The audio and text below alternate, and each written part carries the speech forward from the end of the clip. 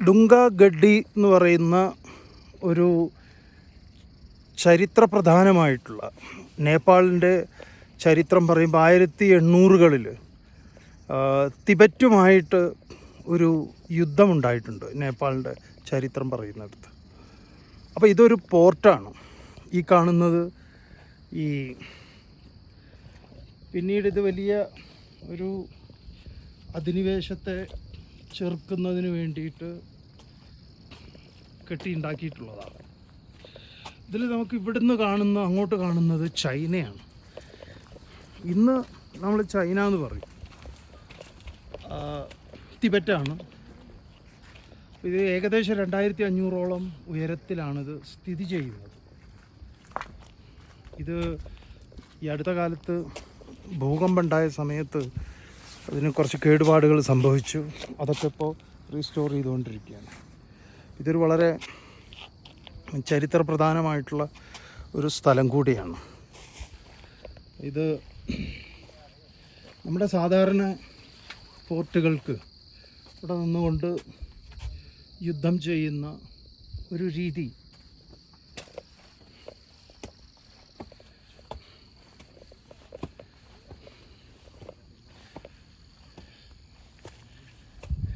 ഒന്ന് നോക്കിക്കഴിഞ്ഞാൽ നേപ്പാളിൻ്റെ സൗന്ദര്യവും തിബറ്റിൻ്റെ ഭൂപ്രദേശത്തിൻ്റെ ആ ലാൻഡ്സ്കേപ്പ് മുഴുവനായിട്ട് കിട്ടുന്ന ഏറ്റവും വലിയ രസം എന്താണെന്ന് പറഞ്ഞാൽ, നമ്മുടെ ഈ ഫോണിൽ ഓട്ടോമാറ്റിക്കായിട്ട് ടൈം സോൺ മാറുമ്പോൾ അത് ഈ ചിലയിടത്തേക്ക് നടക്കുമ്പോൾ ചൈനയുടെ ടൈം സോൺ വരും.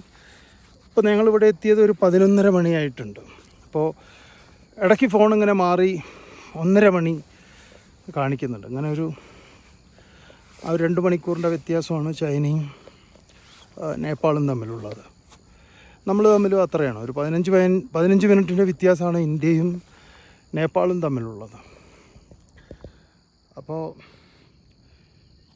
താഴെ നിന്ന് ഇവിടേക്ക് നമ്മൾ യാത്ര ചെയ്യണമെങ്കിൽ ചുരുങ്ങിയത് നമുക്കൊരു 2 താഴെ ബോട്ടഗോസിയിൽ നിന്ന് ഇങ്ങോട്ടേക്കൊരു 2 മണിക്കൂർ ഒരു ജീപ്പ് ഡ്രൈവാണ്. അത് അതികഠിനമായ ഡ്രൈവിംഗ് ആണ്. നമ്മുടെ ഈ മൂകാംബികയിൽ കുടജാദ്രിയിലേക്കൊക്കെ പോകുന്ന അതിനേക്കാൾ ദുർഘടം എന്ന് വേണമെങ്കിൽ പറയാം. അങ്ങനെ ഒരു ഡ്രൈവാണ്. അത് കഴിഞ്ഞ് നമുക്ക് കുറച്ച് നടക്കാനുണ്ട്. 10-20 മിനിറ്റ് നടന്നാൽ ഈ പ്രദേശങ്ങൾ അത്രയും നമുക്ക് കാണാൻ സാധിക്കും.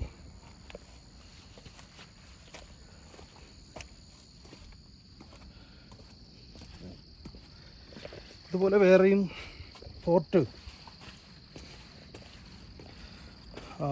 മുകളിലേക്ക് പോകുന്ന സമയത്ത് നമുക്ക് മുകളിലേക്ക് കാണാം.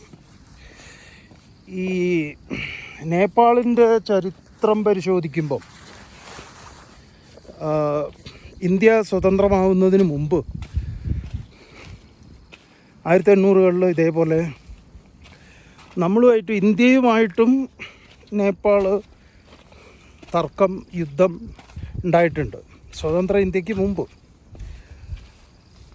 അങ്ങനെ പിന്നെ നമ്മുടെ ചരിത്രത്തിലുണ്ടല്ലോ അതൊക്കെ, എന്തോ ഒരു ഉടമ്പടി ഉണ്ടാക്കിയിട്ടുണ്ട്. ആ ഉടമ്പടിയിലാണ് ഇന്ത്യക്കാർക്ക് ഇവിടെ വരാനും ഇവിടെ നിന്നുള്ളവർക്ക് അവിടെ വരാനും ഫ്രീ ആയിട്ട് ജോലി ചെയ്യാനും സ്ഥലം വാങ്ങാനും ഒക്കെ ഉള്ള സ്വാതന്ത്ര്യമുണ്ട്.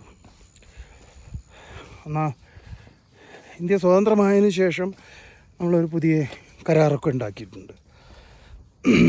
പക്ഷേ ഇങ്ങനെ എന്തൊക്കെ പറയുമ്പോഴും ഒരു യാഥാർത്ഥ്യം, നമ്മൾ കഴിഞ്ഞ കുറേ വർഷങ്ങളായിട്ട് കൈലാസയാത്രയൊക്കെ ആയിട്ട് വരുന്നതുകൊണ്ട് നമുക്കിവിടെ പലരെയും പരിചയമുണ്ട്. അപ്പോൾ പുതിയ ആളുകളെയൊക്കെ പരിചയപ്പെട്ട് നമ്മൾ അവരോടൊക്കെ സംസാരിക്കുമ്പം ഇപ്പോൾ അവർ ഏറ്റവും കൂടുതൽ അടുത്ത് നിൽക്കുന്നത് ചൈനയോടാണ്. പല കാരണങ്ങളുണ്ട്. ഇപ്പോൾ ഒരുപാട് പേര് ഇവിടെ നേപ്പാളിലുള്ളവർ ഇന്ത്യയെ ആശ്രയിക്കുന്നില്ല, ഒന്നിനും തന്നെ ആശ്രയിക്കുന്നില്ല, പഠിക്കുന്നതിന് ആശ്രയിക്കുന്നില്ല. ഇപ്പോൾ പുതിയ കുട്ടികളൊക്കെ വിദേശ രാജ്യങ്ങളിലാണ് പഠിക്കുന്നത്, യൂറോപ്പിലും മറ്റുമാണ്. ഇപ്പോൾ നമ്മൾ ബന്ധപ്പെടുകയാണെങ്കിൽ നമുക്കതിൻ്റെ വിവരങ്ങൾ കിട്ടും. പിന്നെ ഒരുപാട് പേര് ഗൾഫ് മേഖലയിൽ ജോലി ചെയ്യുന്നുണ്ട്. അപ്പോൾ നമ്മുടെ കേരളത്തിന് വിദേശ വരുമാനമുള്ളതുപോലെ ഇവർ ഇന്ത്യയിൽ നിന്നല്ല ഇവരുടെ വരുമാനവും, പ്രത്യേകിച്ച് ഇന്ത്യയിൽ നിന്നൊരു ഗുണവും അവർക്ക് കിട്ടുന്നില്ല എന്നുള്ളതാണ് അവർ പറയുന്നത്. അതുകൊണ്ട് തന്നെ ചൈനയോടാണ് ഇപ്പോഴത്തെ ഏറ്റവും കൂടുതൽ അവരുടെ ഒരു വരുമാനവും ഒക്കെ കിട്ടുന്നത് ചൈനയിൽ നിന്നാണ്. ഇന്ത്യയിൽ നിന്നുള്ള വാഹനങ്ങളുടെ ഇറക്കുമതി അതിപ്പോൾ പണ്ട് 100 ഉണ്ടായിരുന്നിടത്ത് ഇപ്പോൾ 25 ഇന്ത്യൻ വാഹനങ്ങളേ ഉള്ളൂ. ബാക്കി 75% ചൈനീസ് കാറുകളും ബൈക്കുകളും. ചൈനീസ് ഉൽപ്പന്നങ്ങൾ ലോകം മുഴുവൻ ഉള്ളതുപോലെ ഇവിടെ കൂടുതലാണ്. പിന്നെ ഇവർക്ക് ഈ ബോർഡറിൽ താത്തോപ്പാനി നിന്ന് ഈ തിബറ്റൻ ആളുകൾ രാവിലെ ഈ ചൈനീസ് ബോർഡറിൽ ചൈനീസ് മാർക്കറ്റൊക്കെ ഉണ്ട്, അവിടെ പോയി ജോലി ചെയ്ത് വൈകുന്നേരം ആകുമ്പോൾ തിരിച്ചു വരും. അവർക്ക് ഡേ പാസ്സൊക്കെ ഉണ്ട്, അവർ നല്ല വരുമാനം ഉണ്ടാക്കുന്നുണ്ട്. അപ്പോൾ ഈ ബോട്ടോക്കോസി താത്തോപ്പാനി ഭാഗങ്ങളിലൊക്കെ ഉള്ളവരുടെ ജീവിത നിലവാരം കൂടുതൽ മെച്ചപ്പെട്ടിരിക്കുകയാണ്. അതിന് കാരണം ചൈനയാണ്. ഇന്ത്യയോട് പല കാരണങ്ങളെ കൊണ്ട് അവർക്ക് അല്പം മുറുമുറുപ്പുണ്ട്. ഇപ്പോൾ ഇന്ത്യൻ കറൻസി പണ്ട് എല്ലായിടത്തും 100-ൻ്റെ നോട്ട് എടുക്കുമായിരുന്നു. പ്രത്യേകിച്ച് ഗ്രാമങ്ങളിലൊക്കെ പോയി കഴിഞ്ഞാൽ 100 രൂപയ്ക്ക് 160 രൂപ കിട്ടിയിരുന്നിടത്ത് ഇന്ത്യൻ കറൻസി അവർ മേടിക്കാത്തൊരവസ്ഥയിലേക്ക് വന്നു. എന്നാൽ ചൈനീസ് കറൻസി ആയിട്ടുള്ള യുവാൻ സർവത്ര വ്യാപകമാണ്, അവർ മേടിക്കുന്നുണ്ട്. ഇന്ത്യൻ കറൻസിയുടെ മൂല്യം 100-ന് 160 രൂപയാണ് പണ്ട് മുതലുള്ളത്. എന്നാൽ ഇന്ന് 100-ന് 160 നമുക്ക് എല്ലായിടത്തും കിട്ടില്ല, 100-ന് 150 കിട്ടുന്നത്. അവർ പറയുന്നത് അതിൻ്റെ മൂല്യം അത്രയേ ഉള്ളൂ എന്നാണ്. അതിൻ്റെ ഈ നോട്ട് നിരോധനം ഇവരെ ഇന്ത്യയെ നടുവൊടിച്ചതുപോലെ നേപ്പാളിനെയും നടുവൊടിച്ചിട്ടുണ്ട്. കാരണം ഈ നോട്ട് നിരോധനത്തിന് മുമ്പ് നേപ്പാൾ ഒരുപാട് ഇന്ത്യൻ കറൻസി വലിയ നോട്ടുകൾ അവർ വിനിമയം ചെയ്തിരുന്നു, 1000-ഉം 500-ഉം ഒക്കെ.